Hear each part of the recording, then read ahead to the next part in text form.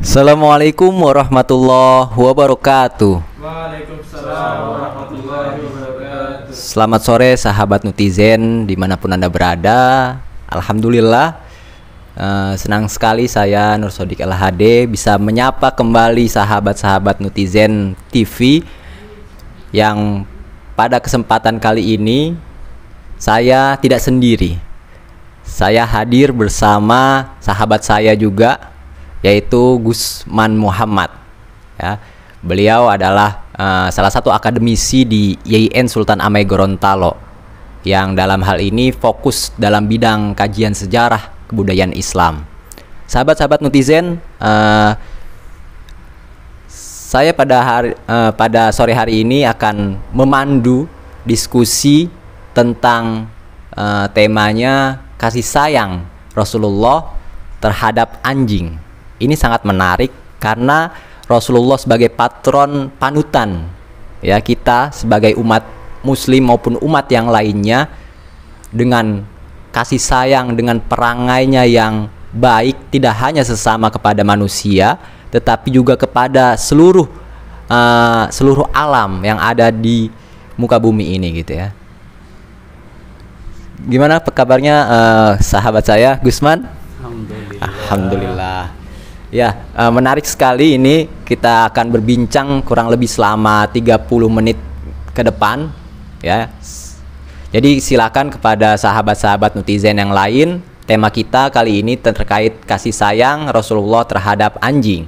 Jadi kalau ada sahabat-sahabat yang ingin bertanya, ingin memberikan respon terhadap diskusi kali ini, silakan komentar saja di fanpage kami Netizen TV atau Netizen Gorontalo. Baik, langsung saja, tidak berlama-lama, mari kita dengarkan, dengarkan pokoknya. Kita dengarkan penjelasan terkait bagaimana sih kasih sayang Rasulullah terhadap anjing gitu ya. Silakan Gusman. Assalamualaikum warahmatullahi wabarakatuh. Waalaikumsalam warahmatullahi wabarakatuh. Alhamdulillahi bini'matihi tatimmus salihat. Al-qail fi muhkami tanzilihi fastabiqul khairat. Asyhadu an la ilaha illallah wahdahu la syarika lah, khalaqal arda was samawat. Wa asyhadu anna sayyidana Muhammadan abduhu wa rasuluh alladzi ja'ana bil bayyinat. Allahumma salli wa sallim mubarak ala sayyidina Muhammad sayyidis sadat wa ala alihi al-qadat wa sahabatihi al-anjumil zahirat.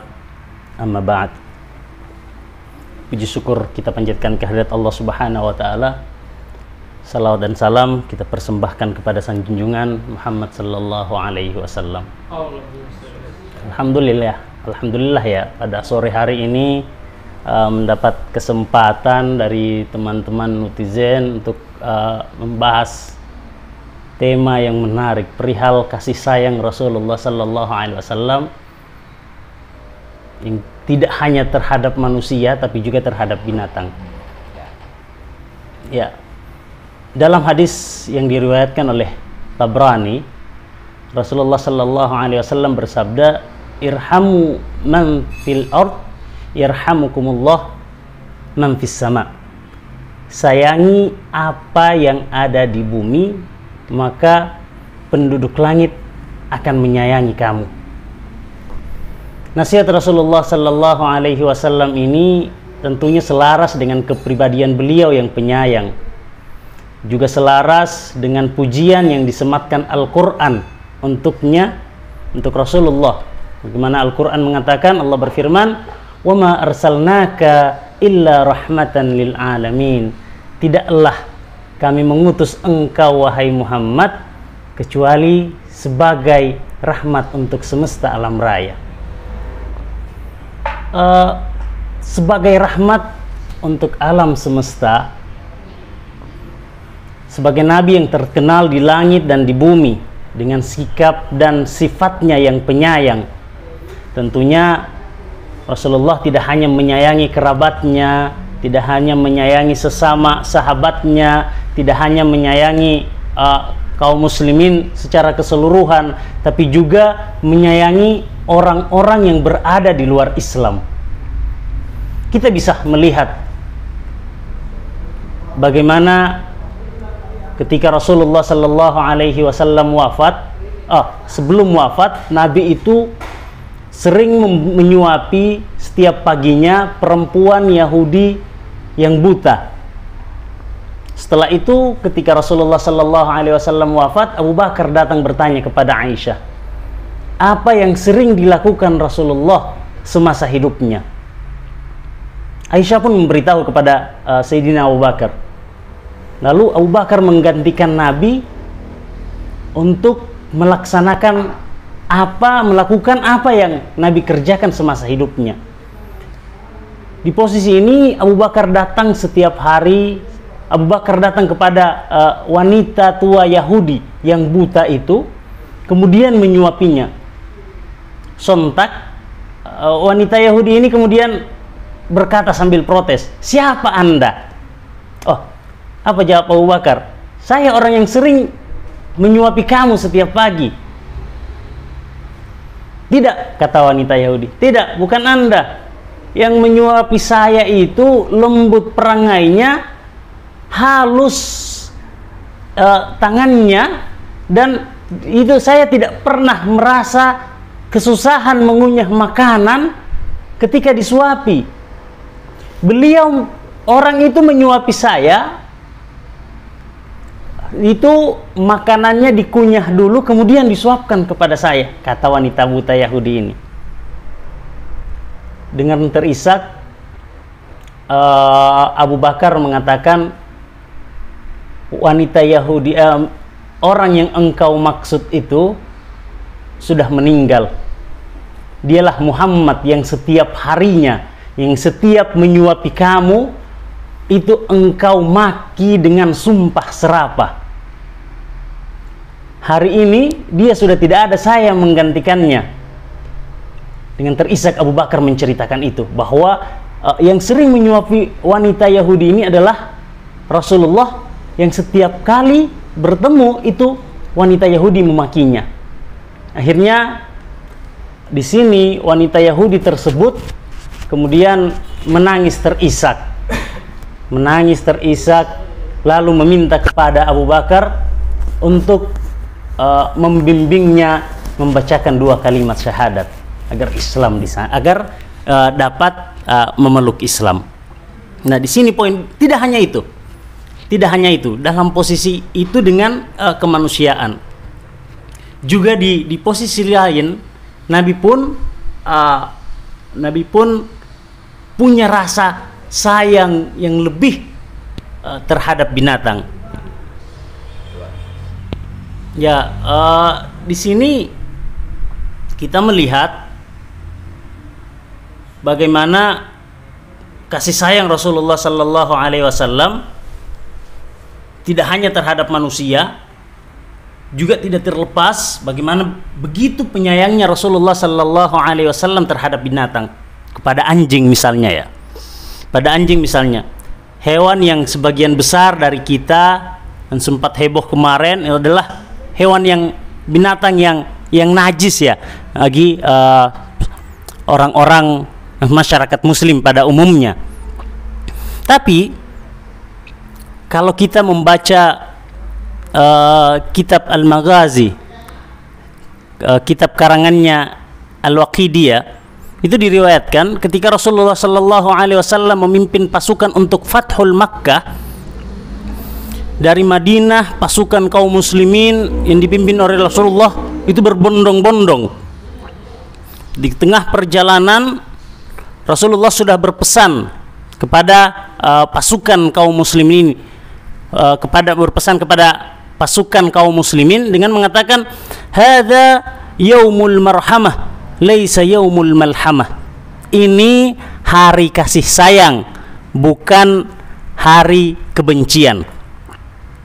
Kaum muslimin mematuhi itu. Lambat laun di tengah perjalanan, tiba-tiba Rasulullah melihat seekor anjing betina yang sementara menyusui anak-anaknya. Nah, di sini diceritakan di Al-Maghazi ini bahwa Rasulullah iba melihat anjing ini, sedangkan derap langkah kaki pasukan muslimin semakin mendekat. Akhirnya Rasulullah dengan sigap memerintahkan salah seorang sahabat untuk menjaga anjing itu agar tidak terganggu dengan pasukan yang dipimpin oleh Rasulullah sallallahu alaihi wasallam. Di sisi lain, di sini kita bisa melihat bagaimana Rasulullah sallallahu alaihi wasallam begitu sangat pekanya kasih sayangnya terhadap binatang. Dalam kisah yang lain juga kita dapat menemukan bagaimana suatu waktu ketika berada di Madinah, itu Rasulullah melihat ada seekor anjing yang mukanya itu ada cap, yang dicap dengan besi panas ya. Nah, di sini Rasulullah kemudian menyuruh kaum muslimin untuk tidak memberi tanda seperti itu kepada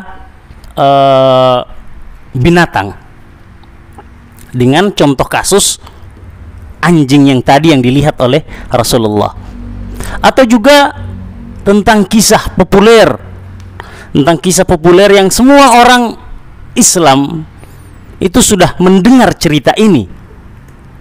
Kisah di mana Rasulullah pernah menceritakan, pernah menuturkan kepada para sahabat tentang seorang perempuan di zaman Bani Israel yang tunasusila ya, bergelimang dosanya, sehari-hari tenggelam dalam dosa. Tapi di suatu waktu perempuan ini melihat ada seekor anjing yang berputar-putar di sumur untuk lagi-lagi kehausan, ingin meminum air tapi tidak tahu bagaimana caranya. Akhirnya perempuan yang lagi sama-sama kehausan juga ini menolong anjing tersebut. Perempuan ini memberikan minum air di tengah padang pasir yang terik, yang dia juga lagi kehausan, kepada anjing yang kehausan. Perempuan yang dicap bergelimang dosa semasa hidupnya, yang kemudian memberikan air, dia lebih mementingkan anjing yang lagi kehausan. Akhirnya setelah anjing itu minum air sudah segar, perempuan ini tidak lagi memiliki kekuatan, akhirnya mati kehausan. Nah, di sini Rasulullah mengatakan bahwa dosa-dosa perempuan tersebut kemudian diampuni oleh Allah lantaran kasih sayangnya kepada makhluk Allah juga. Nah, di sini sedikit kisah di atas sangat jelas menggambarkan bagaimana perangai Rasulullah sallallahu alaihi wasallam dalam mendakwahkan Islam, dalam mengajarkan tentang kasih sayang, dalam mencontohkan perihal dakwah itu tanpa amarah, dakwah itu tanpa benci, hanya ada ramah, hanya ada cinta di sana. Ini kira-kira Gus. Luar biasa ya. Jadi apa yang disampaikan tadi yang secara eksplisit bahwa kasih sayang Rasulullah itu tidak hanya terhadap keluarganya saja, kemudian tidak hanya kepada kerabat atau sahabatnya, bahkan orang-orang tadi yang memusuhi beliau juga itu beliau tetap menyayanginya. Di situ ada sifat kasih sayangnya terhadap orang-orang yang memusuhi. Jangankan kalau kita sebagai manusia yang jauh ya dari perangai Rasulullah gitu kan, orang yang cuma hanya bercerita terkait keburukan kita aja kita langsung marah gitu. Nah, ini perlu kita teladani. Kasih sayang Rasulullah itu juga tidak hanya kepada orang-orang yang dicintai, orang-orang yang mencintai beliau, tetapi orang-orang yang memusuhi beliau juga gitu ya. Jadi tidak ada batasan bagaimana beliau selalu menebarkan kasih sayang terhadap umatnya. Nah, ini menarik juga tadi Rasulullah juga ternyata ada kisah kasih sayang Rasul terhadap binatang. Tadi sudah disebutkan bahwa ada beberapa kisah wanita yang haus kemudian dia rela memberikan airnya dan lain sebagainya, itu salah satu kisah kasih sayang yang dijelaskan Rasulullah terhadap binatang. Nah, kalau melihat di era sekarang ini, saya kemarin melihat ada YouTube, ada seorang pendakwah nih, seorang pendakwah yang sekarang lagi heboh ya, yang kemudian dia menabrak anjing sampai pincang karena pendakwa ini menganggap bahwa anjing itu najis dan kalau ditabrak ya tidak apa-apa gitu kan. Nah, bagaimana itu responnya, Gus? Ya, mungkin bisa dijelaskan ke sahabat-sahabat juga karena ini juga sesuai dengan kekinian ya, realita kekinian para pendakwa ini. Kalau melihat hewan-hewan yang najis itu mereka langsung ingin membunuhnya atau ingin membuat dia sakit dan lain sebagainya. Nah, ini perlu diberi penjelasan kepada sahabat-sahabat netizen, para pemirsa sekalian ya yang sekarang mendengarkan diskusi kami semua gitu kan. Ini perlu dikupas ya, perlu dikupas bagaimana sih pandangan seorang akademisi dari IAIN Sultan Hamid Gorontalo, Gusman Muhammad, mengenai pendakwah yang menabrak anjing pincang. Apa sih apakah alasan pendakwa itu bisa kita terima atau tidak dengan alasan dia anjing itu najis kemudian kita boleh menyakitinya gitu kan.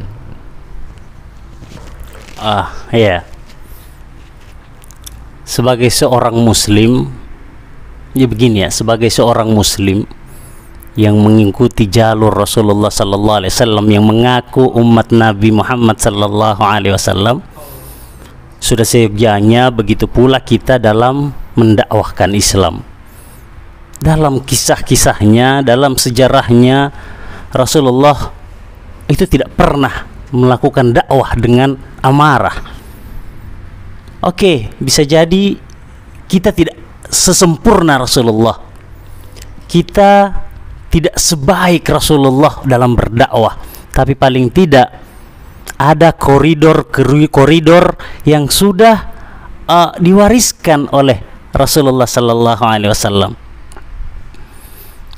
Kita tidak perlu mencederai koridor itu, walaupun kita tidak bisa mengikuti cara dakwah Rasulullah, tapi bukan berarti mencederai. Ada dakwah bil hikmah, ada dakwah yang dituntun oleh Rasulullah, juga diajarkan oleh Al-Quran. Ud'u ila sabili rabbik, ajak orang ke jalan Tuhanmu bil hikmah, dengan hikmah, dengan kebijaksanaan, wa mau'izatil hasanah, atau dengan contoh-contoh yang baik. Jadi di sini mengajak orang yang diajak bisa jadi pasti ada yang mau, ada yang tidak mau. Tapi bukan berarti kita langsung mengklaim bahwa yang tidak mau itu adalah salah. Memang benar, baru kemarin ya, belum lama kita sempat dibuat kaget dengan salah satu pendakwah ya, yang dengan bangga saya melihat, dengan bangganya itu beliau mengatakan bahwa menabrak anjing di jalan, dia mikirnya awalnya kambing, tapi setelah dia lihat anjing itu, dia injak pedal gasnya sambil tidak lagi menekan. Dia bilang kalau dia pikir anjing, dia sempat menginjak rem. Itu di YouTube yang saya lihat ya. Tapi pas dia lihat itu ternyata anjing, ya dia injak gasnya, dia tabrak anjingnya sampai terpincang-pincang. Lah kalau kita melihat hal ini, katanya alasannya satu, karena najis. Iya, hal seperti ini kemudian jadi ketika itu pendakwah, orang akan melihat bagaimana, padahal pendakwah itu bil hikmah juga ada di sana birrahmah. Andai Nabi datang dengan marah-marah, tentu hari ini Islam tidak ada di Indonesia. Watak bangsa Arab itu keras-keras, tapi Nabi muncul dengan kelemah lembutannya. Apa kata Nabi sendiri? innama bu'itsu liutammima makarimal akhlaq. Saya diutus ini untuk memperbaiki kemerosotan moral. Saya diutus ini untuk mengajarkan kasih sayang. Saya ini diutus, Rasulullah ini diutus, kata Allah, rahmatan lil alamin.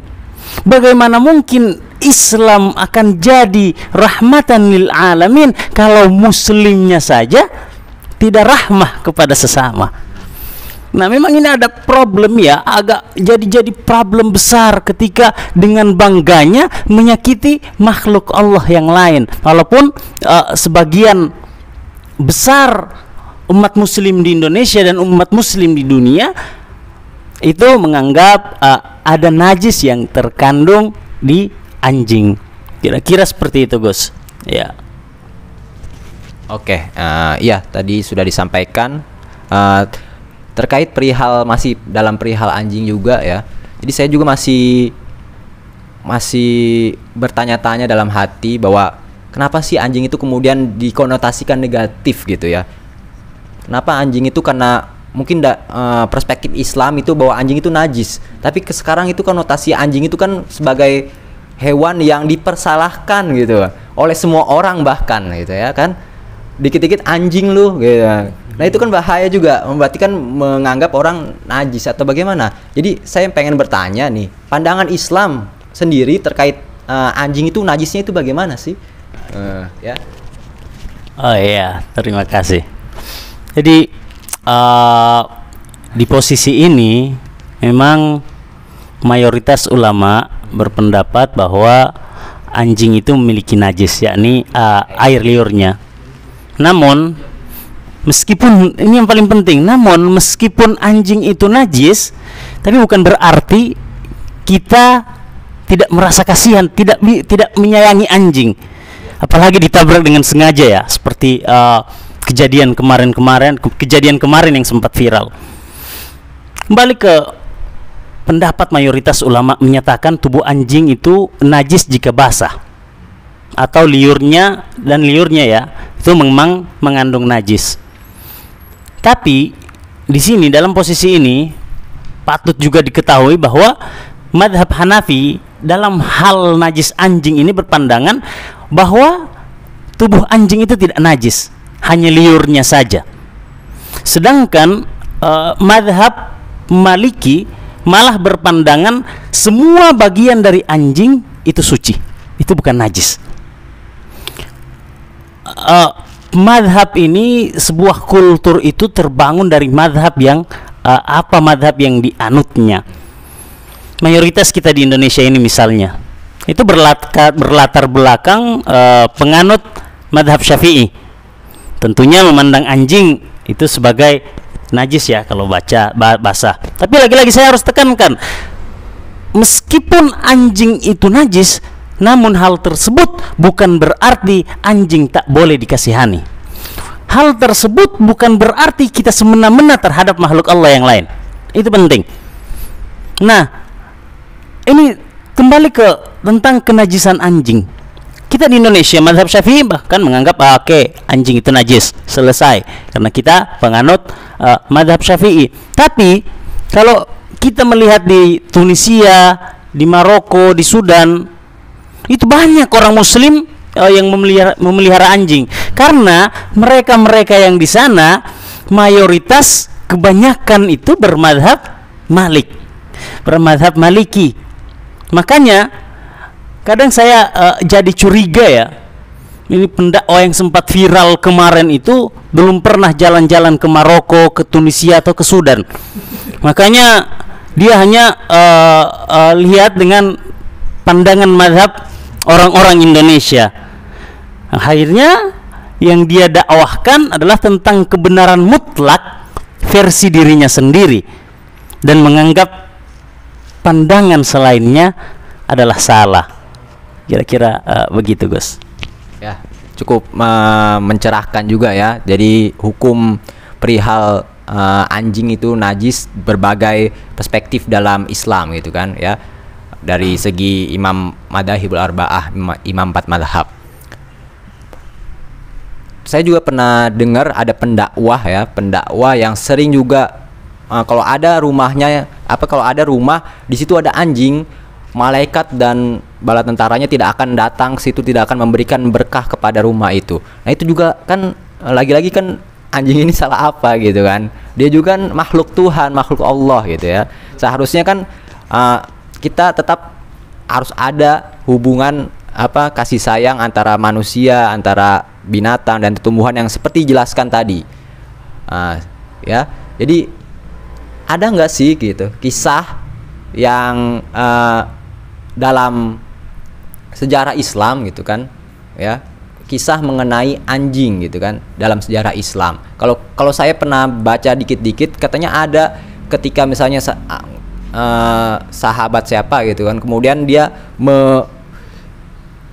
menjinjit jubahnya, ya, ketika ada anjing dia menjinjit jubahnya dan langsung ditegur oleh anjing itu. Nah itu mungkin bisa diceritakan lebih panjang lagi oleh Gusman, ya, apalagi beliau ini kan juga sesuai dengan bidangnya nih, bidang sejarah Islam gitu ya. Oleh karena itu nanti bisa diceritakanlah 1, 2, 3 kisah mengenai anjing dalam sejarah Islam yang itu tentunya anjing itu diistimewakan gitu kan. Bahkan anjing ini kan juga nama dari kakek-kakek Nabi kan, Kilab itu kan anjing ya. Mungkin juga bisa dari situ diceritakan. Oke, ya. Jadi tadi saya tertarik dengan anjing yang, tapi kita tidak akan masuk di sini sebenarnya. Anjing yang masuk ke rumah tidak akan didatangi malaikat. Konon katanya, ini saya belum menemukan ya, tapi memang ada hadis Nabi yang seperti itu. Cuma sedikit dari penjelasannya saya akan mengatakan begini, bahwa malaikat yang dimaksud itu malaikat tidak akan masuk ke dalam rumah seorang muslim yang memelihara anjing. Nah, konon katanya itu dikatakan kepada Nabi. Nah, malaikat yang dimaksud di sana itu adalah malaikat Jibril. Malaikat Jibril tidak akan masuk di sana. Maksudnya malaikat Jibril. Tapi Nabi sekarang sudah wafat. Malaikat Jibril pasti sudah tidak turun lagi, karena sudah tidak ada wahyu yang turun. Tapi itu masih polemik ya. Saya tidak akan masuk ke sana. Tapi di sini pandangan-pandangan rasionalisasi orang-orang, para pemikir kita yang mengatakan bahwa malaikat yang dimaksud dalam hadis itu adalah malaikat Jibril. Nah, cuma kalau kita membaca kitab Giza Al-Bab karya Abul Aun Al-Hambali, di dalam kitab tersebut itu mengisahkan bahwa Nabi Nuh adalah orang pertama kali yang menggunakan jasa anjing. Dalam sejarahnya itu Nabi Nuh alaihi salam yang dikisahkan dalam kitab Giza Al-Bab, itu Nabi Nuh orang yang pertama kali menggunakan jasa anjing. Di sini ketika Nabi Nuh mendapatkan perintah dari Allah untuk membuat kapal, kan ini umatnya saat itu menentang. Ada yang mengatain bodoh kepada Nabi Nuh, ada yang mengatakan gila karena musim panas kok buat kapal yang begitu besar. Karena Nabi Nuh tidak terpengaruh, nah orang-orang ini berusaha untuk merusak kapal yang dibuat oleh Nabi Nuh ketika Nabi Nuh terlelap. Akhirnya turun perintah Allah. Diceritakan sana itu Allah mengatakan, ya Nuh ittakhidh kalban ruska fattahat Nuhun kalban wa kana ya'mal bin nahar wa yanamu bil lail fa idh jaa qaumuhu liyufsidu bil lail nabahahumul kalb fantabahu Nuhun alaihi salam. Wahai Nuh, peliharalah anjing yang akan menjagamu. Kemudian Nabi Nuh menggunakan jasa anjing untuk menjaganya. Nabi Nuh bekerja di siang hari, dan ketika tidur di malam hari, anjing yang menjaga pekerjaan Nabi Nuh. Saat orang-orang itu datang untuk merusak kapal Nabi Nuh, maka anjing ini menggonggong agar bisa membuat Nabi Nuh terbangun dari tidurnya. Akhirnya kalau Nabi Nuh sudah bangun, berarti orang-orang yang ingin merusak pasti lari tunggang langgang. Lebih lanjut tadi yang seperti dikatakan oleh Gus Shadiq. Kalau kita melihat ini Rasulullah itu Muhammad bin Abdullah bin Abdul Muttalib bin Hashim bin Kilab. Bin Qusay bin Kilab. Bin Qusay bin Kilab, ya. Di sini ini tentang perihal anjing. Bahasa Arab anjing itu kan kalb, jamaknya itu kilab. Jadi masyarakat Arab dulu secara sosial anjing tak pernah dianggap buruk. Bahkan kalau kita melihat tidak sedikit puisi-puisi Arab klasik itu yang memuji-muji sifat anjing. Nah, di sini yang tadi dikatakan salah satu kakek Nabi itu mendapat julukan Kilab, bapaknya anjing-anjing, karena nama aslinya Hakim bin Murrah. Itu nama asli dari kakek Rasulullah Sallallahu Alaihi Wasallam. Nah, ia dipanggil dengan Kilab itu karena apa? Karena sering berburu dan anjing sebagai sahabatnya. Ini poin penting loh. Dan orang-orang Bani Hashim, Bani Muthalib, bahkan Rasulullah itu tidak pernah malu untuk mengaku bahwa ia keturunan dari Kilab. Nah, ini penting. Tidak hanya itu. Dalam Al-Quran juga itu anjing mendapatkan posisi yang strategis sebagai penjaga Ashabul Kahfi. Kita sudah bisa baca itu di surat Al-Kahfi, bagaimana para pemuda yang lari dari kejaran raja yang zalim itu ditemani oleh seekor anjing. Nah, dalam tradisi eskatologis Islam, dalam tradisi Islam itu mempercayai di akhirat kelak anjing Ashabul Kahfi ini mendapatkan tempat khusus di sorga bersama dengan ada 10 hewan yang dijamin masuk sorga. Nah, kita juga bisa ambil contoh yang tadi yang seperti Gus katakan. Ini kisah yang dari seorang sufi terkenal, Abu Yazid Al-Bustami. Abu Yazid Al-Bustami ini ketika dalam perjalanan karena melihat anjing, ia mengangkat jubahnya, gamisnya itu diangkat. Karena dia takut tersentuh anjing, takut kena najis bajunya. Abu Yazid pun mengangkat bajunya seakan-akan karena dia merasa takut kena najis, dia melihat anjing itu seakan-akan anjing itu bersuara, menatap kepadanya dan bersuara mengatakan, "Ya Abu Yazid." Ini menggunakan bahasa isyarat ya. "Hai Abu Yazid, kalau tubuhku ini," kata anjing itu ya, "tubuhku ini kering dan tidak ada najis. Toh, kalaupun engkau kena najis, engkau kainmu itu bisa dibasuh 7 kali dengan air, salah satunya dengan tanah. Tapi kalau misalnya jika engkau mengangkat jubahmu ini," kata anjing, "hanya karena pakaianmu, karena engkau merasa sombong dengan pakaianmu sebagai manusia, dan engkau melihat aku dengan pakaian anjingku yang hina dina menurutmu, maka sungguh," kata anjing ini, "kamu najis yang menempel, najis kesombongan yang menempel di hatimu itu tidak akan pernah suci bila dibasuh dengan air dari 7 samudera." Nah, ini jadi bagaimana tadi sudah dibuka Gus Sodik tentang itu Abu Yazid Al-Bustami.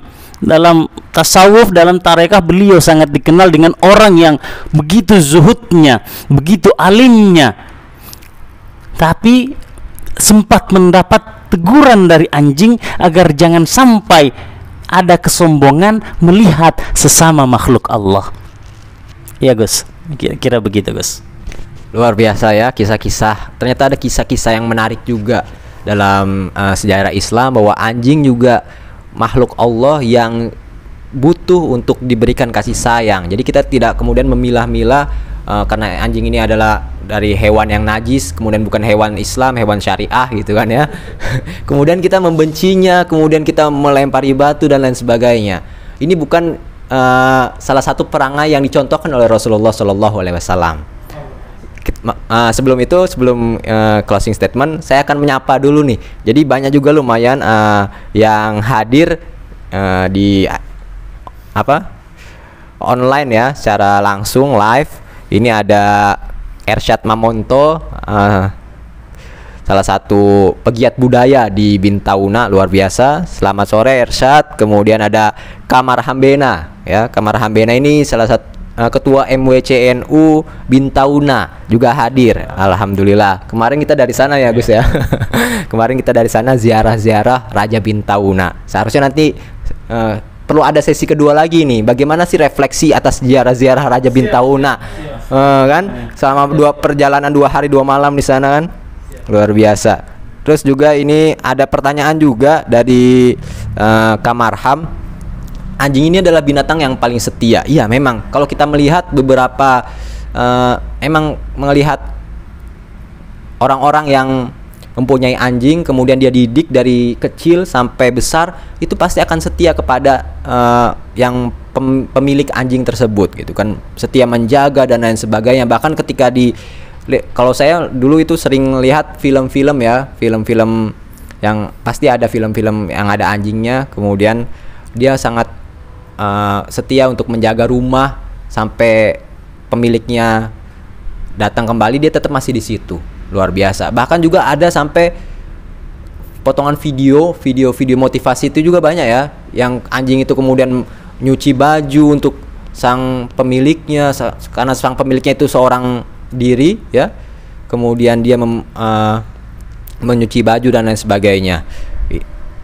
Bagi tuannya, menurut pandangan Gusman, bagaimana dari perspektif fikih, dari fikihnya tadi kayaknya sudah dijelaskan juga ya. Jadi nanti kita akan dibahas langsung ya di closing statement. Kemudian juga ada pertanyaan dari Nahdien Gorontalo. Luar biasa, ini siapa pemegang Nahdien Gorontalo ini ya? Mau bertanya, Gus, ada di antara kita muslim karena anjing dianggap najis, kemudian dia bangga menabraknya. Kira-kira orang kayak gitu itu gimana? Itu juga tadi ini sudah dijawab juga tadi dari kisah-kisah juga ya, dari kisah Abu Yazid tadi. Abu Yazid hanya mengangkat sarungnya aja, anjing sudah menegur beliau. Apalagi kita gitu yang mau langsung menabrak, itu pasti sanksinya lebih dari kesombongan, lebih di atas kesombongan gitu ya. Jadi kalau kita kan sombong kepada orang yang sombong itu sedekah, sodako. Kemudian juga hadir juga di sini ada Bung Eka Putra Muhammad Santoso, luar biasa, jago Gusman katanya. Kemudian oh iya, ada nanti kita jadwalkan juga. Jadi sahabat netizen Gorontalo, jadi sesi-sesi dengan saya dan Gusman ini nanti insya Allah akan berlanjut, akan bersambung ya. Jadi kita akan mengumpulkan anak-anak muda milenial NU untuk berpartisipasi untuk mengisi diskusi-diskusi ilmiah, diskusi-diskusi Islam yang ramah, Islam yang selalu menebarkan cinta dan kasih sayang kepada sesama umat gitu kan. Bukan Islam yang kemudian hanya Islam yang secara labelitasnya saja. Oh, saya Islam pakai jubah, saya pakai celana loh, berarti nggak Islam gitu kan. Harus pakai pakaian-pakaian Islam, atribut Islam dan lain sebagainya. Nah itu nanti kita akan kupas satu persatu bersama dosen-dosen muda NU ya, milenial gitu kan, supaya juga menyapa para milenial di netizen ya. Karena netizen ini kan beberapa sesi sebelumnya itu kan ada banyak kiai-kiai yang sudah mengisi turut berpartisipasi. Nah, anak-anak muda juga harus ada ruang di situ gitu ya. Supaya apa? Supaya kemudian bisa turut berkontribusi untuk sama-sama menyebarkan dakwah-dakwah yang moderat gitu kan. Karena sekarang kan tagline dari Kemenak bagaimana kita harus ada program moderasi beragama gitu ya. Itu Gusman, ini kita sudah kurang lebih 40 menit ya. 40 menit sudah berjalan. Jadi luar biasa sekali yang disampaikan oleh Gusman, berbagi kisah terkait kasih sayang Rasulullah terhadap anjing. Tidak hanya Rasulullah, kemudian juga para sahabat-sahabatnya juga gitu ya. Bagaimana di sini kita bisa mengambil ibroh ya, nanti mungkin bisa dijelaskan juga sama Gusman. Jadi bahwa kasih sayang itu tidak terbatas pada sesama manusia saja gitu kan. Apalagi kalau orang yang terlalu eksklusif, itu kasih sayangnya hanya pada orang-orang muslim saja. Umat non muslim tidak dikasihani dan lain sebagainya. Ini juga penting ya, terutama kita merespon pendakwah yang memang kurang beradab gitu terhadap binatang. Nah, mungkin Gusman bisa memberikan lah closing statement kepada pemirsa netizen, kepada sahabat-sahabat netizen TV, bagaimana kiranya kita sebagai milenial, sebagai anak muda NU, kemudian umat Islam ya, bagaimana kita memberikan kasih sayang terhadap binatang gitu kan. Kemudian kalau misalnya adakah cara bagaimana beradab terhadap binatang itu seperti apa? Ini saja. Ya, menarik ya. Sebenarnya makna dari semua ini, dari tentang kasih sayang Rasulullah terhadap binatang, itu yang pertama, meskipun kita di Indonesia menganut madhab Syafi'i mayoritas ya, yang menganggap anjing itu liurnya dan badannya saat basah adalah najis, tapi bukan berarti kita berhak dan semena-mena untuk menyakiti anjing. Karena apa? Karena anjing juga merupakan makhluk ciptaan Allah Subhanahu wa taala. Yang kedua, berdasarkan hadis Nabi Muhammad sallallahu alaihi wasallam yang diriwayatkan oleh Imam Ahmad, Nabi bersabda, "Akmalul mu'minina imanan ahsanuhum khuluqa." Sebaik seorang mukmin yang paling sempurna imannya adalah yang paling baik budi pekertinya. Perihal budi pekerti itu bukan hanya terhadap sesama manusia, terhadap sesama yang seagama, tapi juga di luar yang beragama Islam. Tidak hanya itu, juga budi pekerti tentang kasih sayang kita terhadap hewan. Bukannya Rasulullah sallallahu alaihi wasallam itu sebagai rahmat untuk seluruh alam. Marsalnaka illa rahmatan lil alamin. Di sini rahmat itu untuk semesta alam raya yang di dalamnya tinggal semuanya. Di sisi lain, Nabi pun mendaku dirinya diutus itu untuk memperbaiki kemerosotan akhlak. Nah, di sini Nabi pun mencontohkan tidak hanya sekedar perkataan, tapi juga bagaimana sikap Rasulullah sallallahu alaihi wasallam terhadap binatang itu sendiri. Terakhir, jika kita lagi-lagi merujuk ke kitab Tanwirul Azan fi Tafsir Ruhil Bayan yang ditulis oleh Ismail Haqi, itu kan mengatakan ada 10 binatang yang telah dijamin masuk surga. Yang pertama itu ontanya Nabi Saleh, onta yang Nabi Saleh yang dibunuh oleh umatnya kaum Samud. Nah, cerita tentang itu bisa kita lihat dalam Al-Quran surat Hud ayat 64 sampai ayat 68. Kemudian anak sapi Nabi Ibrahim, yang ketika malaikat datang berkunjung ke kediamannya Nabi Ibrahim, itu Nabi Ibrahim langsung memasakkan sapi kepada menghidangkan itu, tapi malaikat tidak makan. Kisah ini kita juga bisa lihat di dalam Al-Quran surat Az-Zariyat ayat 4 sampai 30.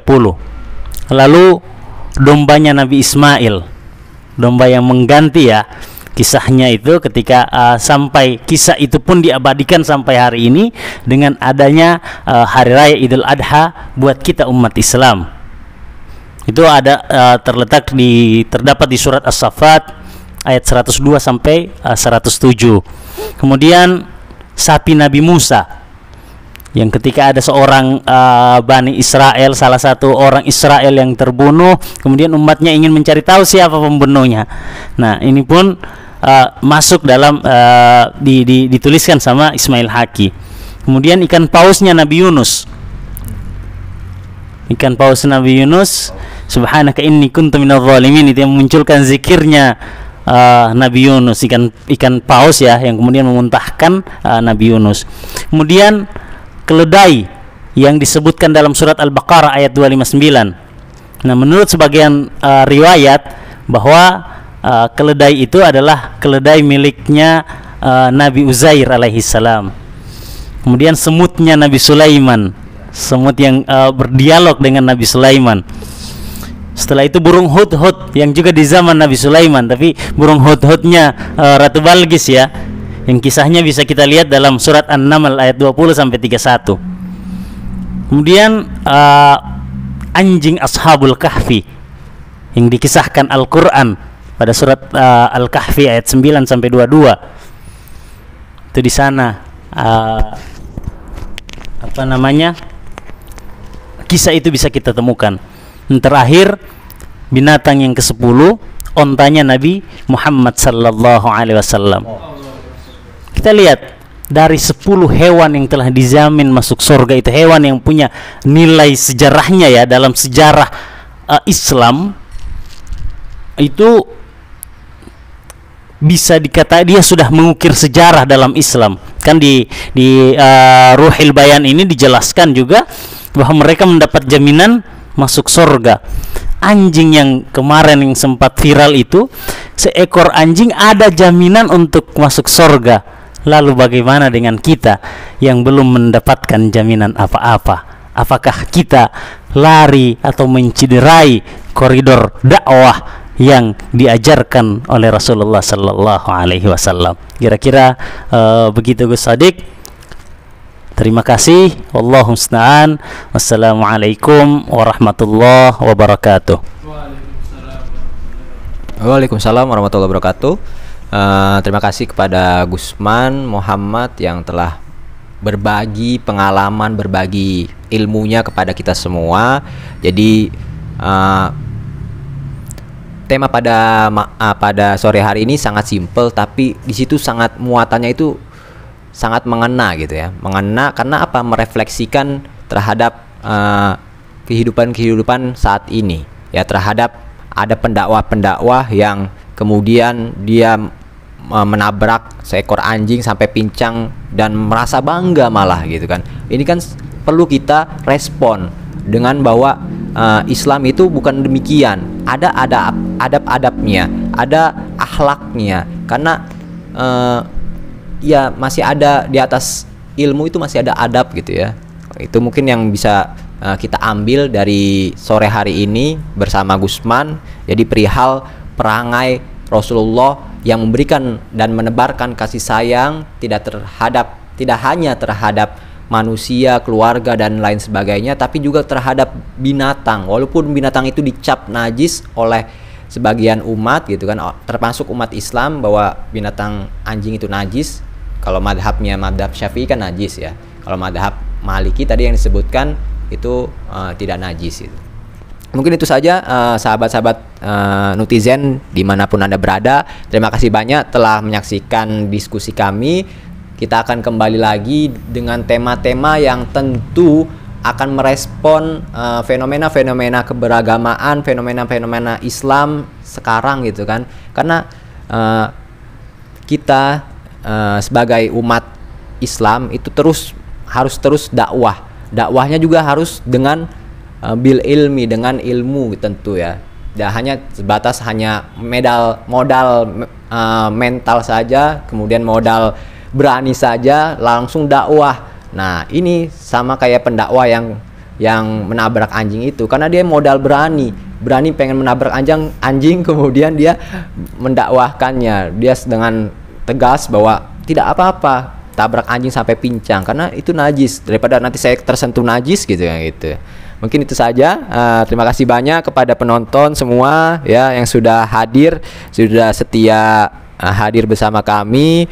Insyaallah kita akan ketemu lagi ya saya akhiri bahwa Rasulullah Shallallahu Alaihi Wasallam pernah bersabda bahwa orang yang kalau orang mau mengasihi itu pasti akan dikasihani gitu kan. Jadi kita harus mengasihi orang lain dulu baru kemudian kita kasihani. Sama kita mengasihi binatang, kemudian binatang juga akan berbakti, akan mengasihi kepada kita. Kenapa binatang itu kalau kita didik dari kecil kemudian sampai besar menurut, apalagi anjing gitu kan, kalau dididik sampai kecil sampai besar itu nurut, itu karena kita sering memberikan kasih sayang kepada mereka dan mereka akan berbalik memberikan kasih sayang kepada kita gitu kan. Itu jadi itu di situ sangat penting sekali dan sangat bermanfaat sekali diskusi pada sore hari ini, sahabat-sahabat semua.